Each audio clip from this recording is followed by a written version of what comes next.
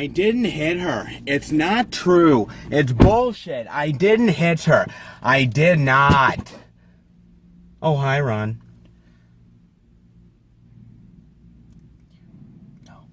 No. No. Dear God, no! No! No! I wish I had more time with that one. We're almost as good as Tommy Wiseau, guys. Actually, I gotta give a little credit, Tommy, so it's a little better than that. Absolutely. Welcome, everybody, to a brand new movie review where we talk about The Disaster Artist.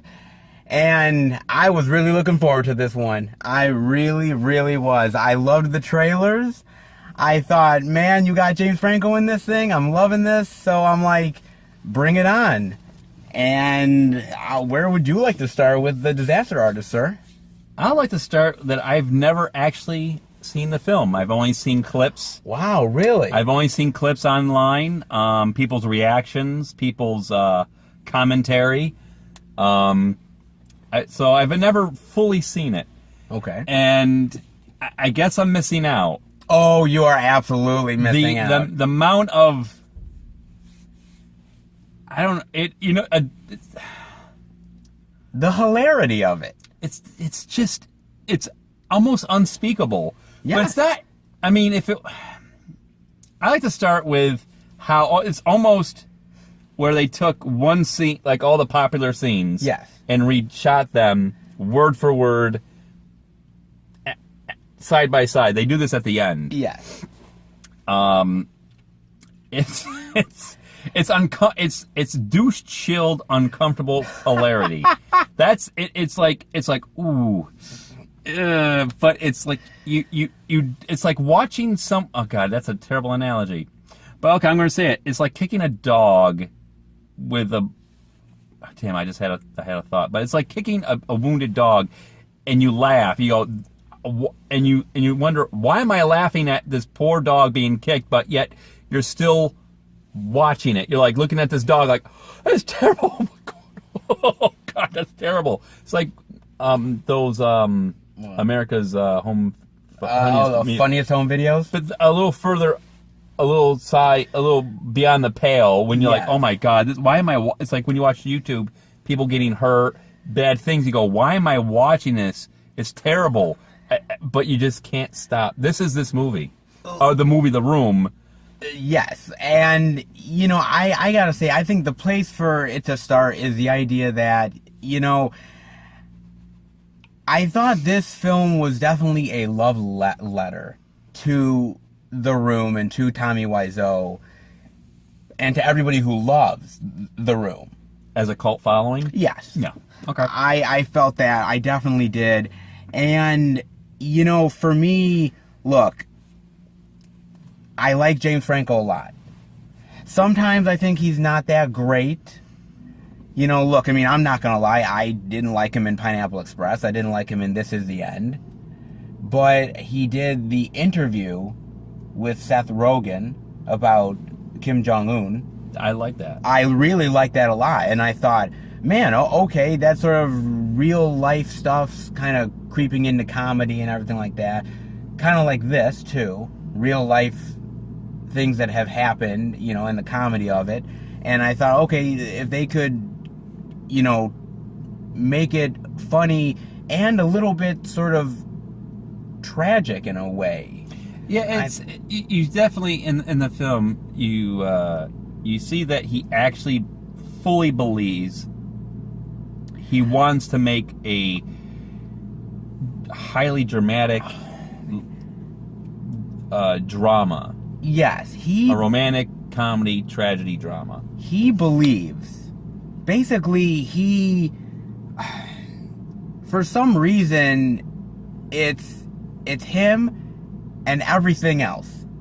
It's just like, okay, it's his world, and we're all just living in it. And we're just all living in it for some reason. He doesn't understand why we're here. And that's kind of how Tommy Wiseau is. And this is how James Franco plays it, and I think he plays it perfectly. Pretty, almost spot on. Yes, I mean, I thought, like, whether it was the accent, whether it was sort of his facial expressions. Yeah.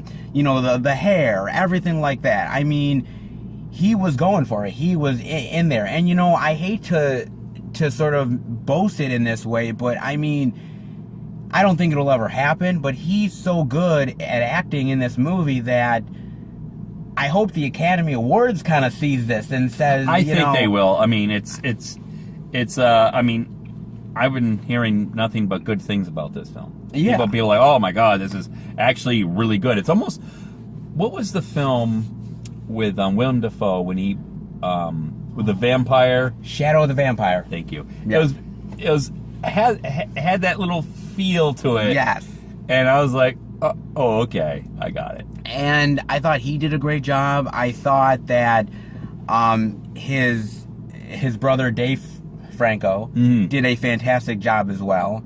And I think, maybe you might disagree, but I think that if Tommy Wiseau is sort of the big sort of draw of this movie, he's sort of the one that's, you know, all the craziness coming from. The character of Greg that Dave Franco plays is kind of the heart of the movie. He's the heart. He's the one that really is bringing this all together, and there's the story of him and of Tommy and the whole best friends, and they're like brothers, and they're in this together. And it's not just a happy story. There's a little ups and downs about Tommy's ego being involved. He's really, you see in the film that Tommy has no idea how to really direct anything. I think he just almost throws money at it a little bit. When you find out that they estimate maybe $5 to $6 million to make this film, and you, as I was talking to him, I think I figured out Tommy Wiseau is that he's a trust fund kid. That how he acts is very similar to a spoiled brat who's never really been told no. I have a feeling that maybe his family, maybe they died. I think good because that's why you don't. So he's very lonely. Yeah. That's why or maybe he just left and said, "You don't understand me," and just moved to America, and people probably made fun of his accent. So he's like, "No, I'm from Louisiana." I'm like, not from the Bayou. Yeah. Not even close. You're not Cajun. No. Not at all. Oh man. And he has money, and he wants people to believe that he's an average guy, but yet he's driving at the time, a very new Mercedes, top of line, and he has a place in L.A. and a place in San Francisco, and you don't do that without money. And I think how as what's the guy's name in the film? Not Dave, who he plays, his friend. Oh, Greg. I think Greg and him were like almost two oddly kindred spirits who just happened to meet. Yes. In a way, and Tommy kind of latched onto him because he was lonely. So, well, Greg, in the beginning of it, he's a pretty shy guy. He's very shy, and he sees Tommy do a scene that is, he's doing Streetcar Named Desire. Yeah. And he ends up climbing up the wall, and then he falls, and it's just, and Greg sees this and says, "Oh my God, this guy's." Everyone in the acting class is watching this going, "Oh my God, this guy's crazy." It's all laughing, but Greg Bed's like, "Oh my God, he's able just to come out." He's bold. Yes, he's very bold. And that's what I think he loves about it. He's like, "Wow, you are fearless." And that's what he really latches on with him. And of course, Tommy, I think, sees him as sort of, "Oh, I will take this. I believe in you. Yes. You're a good-looking guy. You want to be just like, you're almost like James Dean." Yeah. And they have this little scene about James Dean, and so there's like, that's why almost kindred spirits. Sure. And I will take this guy under my wing, and that's how it sort of goes. I mean, like I said, I really love those two in the movie together, and I don't know if you thought of it like this, but I did. Like, I thought, wow, there's some real, like, man-to-man vibes going on here. It definitely feels that way, but I think it's more of a bromance than anything else. But Tommy actually believes that I think he's believing the lie that he's told everyone, no, I'm 27, and he's actually believing it. Not like I'm 27 and realizing, but yeah, he's not, or he's not from Louisiana. That's what I mean by he's a very sad, lonely person. He is, and there's a tragic part of that too. Like I said, I think those two are great. Seth Rogen is in this movie as well. A small bit part, but funny as hell. He was funny as hell. You have I was gonna say Paul Schaefer. I don't know if that's I think that's the name. No, he looks like Paul Schaefer. Yeah, I'm thinking of Paul Schaefer. That's not the name. Oh boy. Bryan Cranston. He has a small role. Bryan Cranston, they must have done a damn good job to make him look like he was during the days of Malcolm in the Middle, because he don't look like that now. Okay. Like the hair and everything like that. I'm like, man, okay, they did a good job with that. You also have Melanie Griffith in a very small role at the beginning of the film. You also have Sharon Stone in a very small role as well. You also have playing one of the actors in this movie who's playing one of the people who's making the room is Josh Hutcherson, who was in the Hunger Games films. Okay, I didn't recognize. He was the younger guy with sort of the my goodness. Okay. Oh my God. Yes. Yes. He was there as well. Also, the other guy who played the robber. He was with Seth Rogen in Neighbors. I forget his name. It's really blanking on me. I'll remember after the review. There's a ton of people in this movie. Even at the beginning of the movie, you have a bunch of actors and directors who are talking about The Room and how they would love Kevin Smith, J.J. Abrams. Yeah, there's a few. I can't remember the names, but yeah, they're all like, we want to pick this guy's brain. Yeah, what? That's why I say what I said at the beginning about him. Like, that's why they're kind of a tragic-ish type young man or guy. I mean, the movie is an enigma, because look, nobody sets out to make a bad movie. Okay, nobody sets out to do that. Troll 2. Okay, look. I love. All right, I never saw Troll 2. I love Troll 2. I threw that out there. I love Troll 2, guys. I do. And here's the thing about it. Even with Troll 2, because I ended up seeing there's a documentary called Best Worst Movie, talking about the whole fandom behind Troll 2. And I would love to see there be one for The Room too. I think there's already. I think there's one. There is not. No, I don't believe so. Oh, fan. Okay.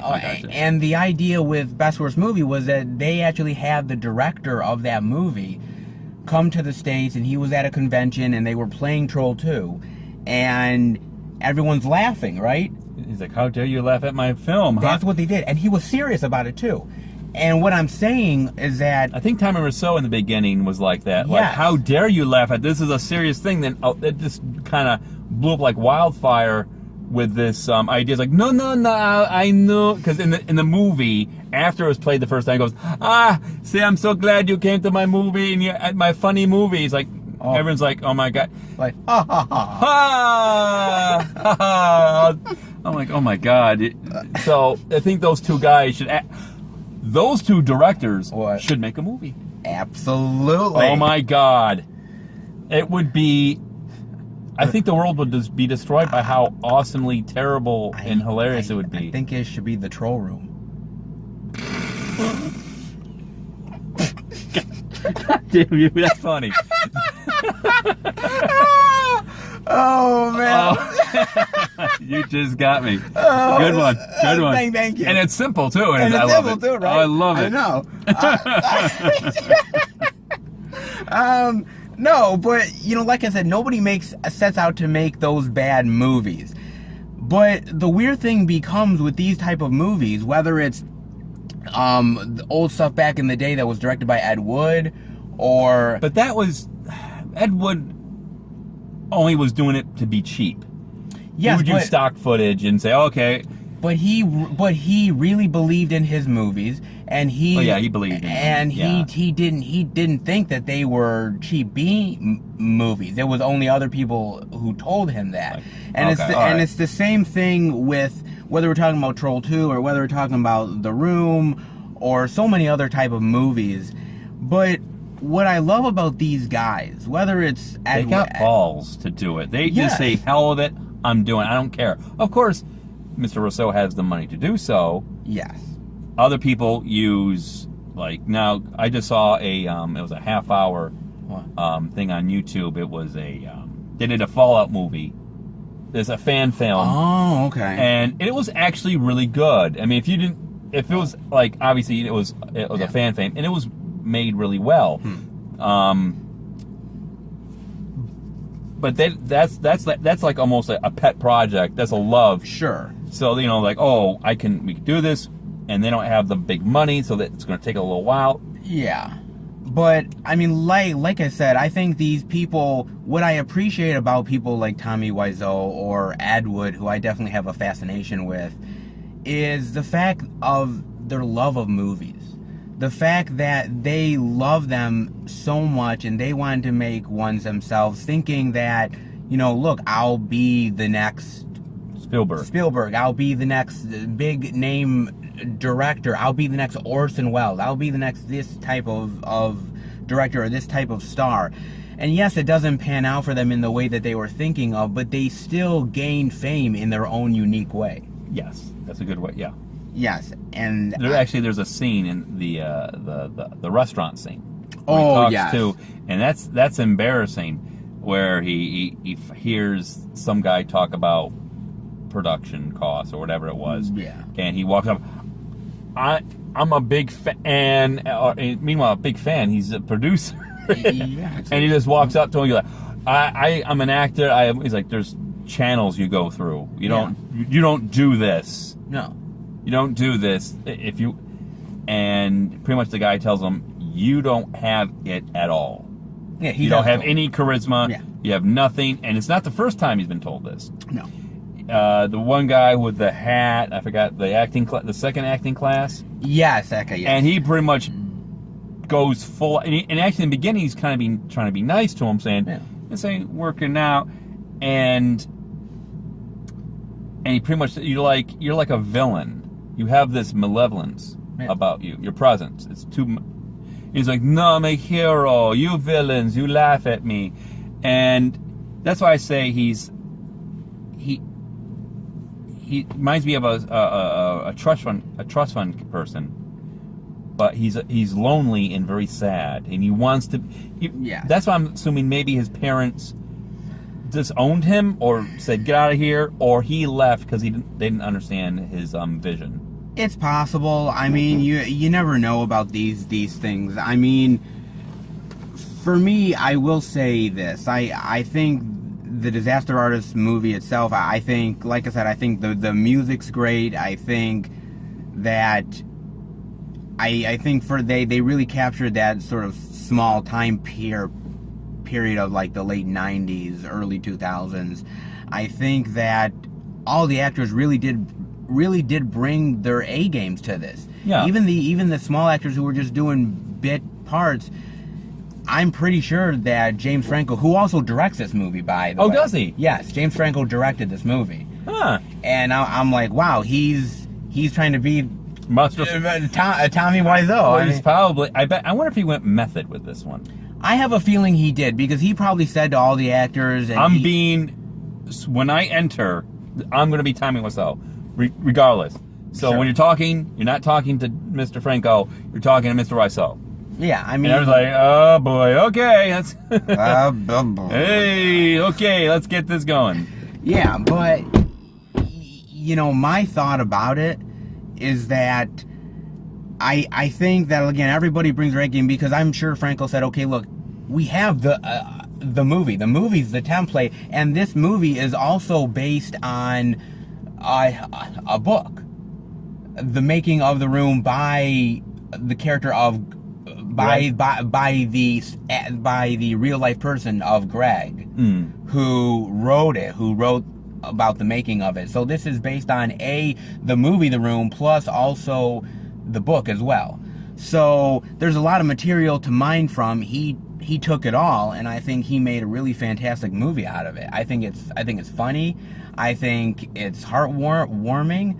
I also think there's a little bit of tragedy in it that I think you can really connect with. That's what I think. I mean, and he didn't. And you like you said, he didn't let anyone. I mean, he got sad, but he said, "I'm going to still make this film regardless what anyone says." Absolutely. But it's kind of easy when you have the money. This is true. Slightly, but at least he did it. How many people can say that they've made a movie? Only probably like maybe 1 or 2% of. Actually, probably more than that with everyone having video cameras doing movies. Well, I guess, but I mean a real, like it was in a theater script and had everything, like, that's not easy to pull off, and he did it, and you at least have to give the man credit for that, if nothing else. So what are your final thoughts and grade rating on The Disaster Artist, sir? My final thoughts: it's a beautiful douchebag,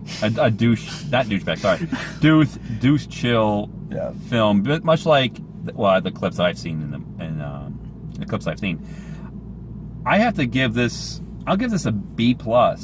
Wow. Okay. I'll give it a B+. It was that comfortable at times because it's just like the clips.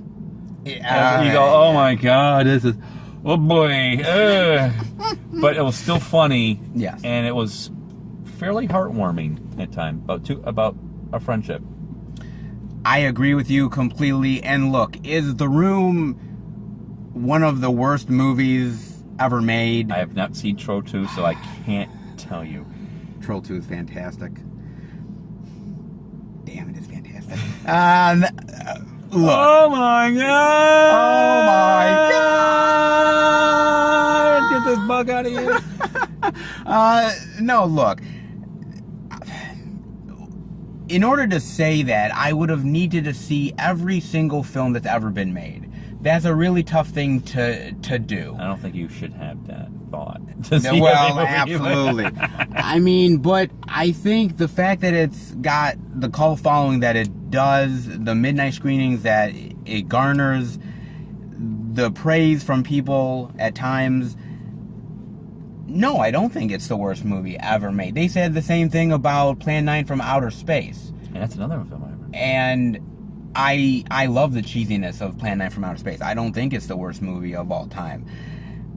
I think that he made a film that failed in how he wanted it to be presented, but it succeeded. It morphed into something completely different, but then instead of a maggot, it actually, everyone think it was going to be a maggot. It actually turned into a butterfly, a very unique butterfly, but a butterfly nonetheless. But it exceeded in many other ways that he could have never imagined, and I give him a lot of credit, and I give this movie a lot of credit for really going for it and really the acting and really telling a great story of, as you said, two people who became great friends, like brothers, and the bond that they had, making this movie that ended up turning beautiful mess. Is this beautiful B-movie masterpiece.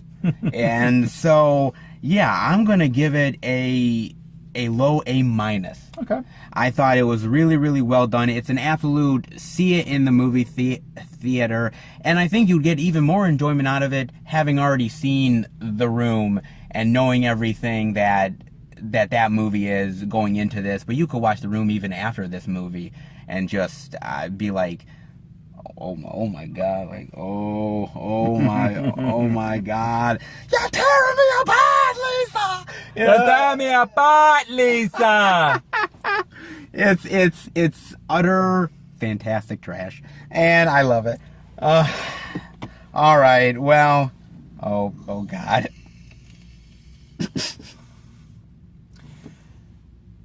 I vape now. He vapes, guys. Yeah. It's graham crackers. It's great. Well, at least it's something good. I don't want to get hooked. Okay. Well, I hope you guys enjoyed the review. If you did, definitely give it a thumbs up. And we will be back next time for another movie review. Take care, guys. Bye-bye. Bye.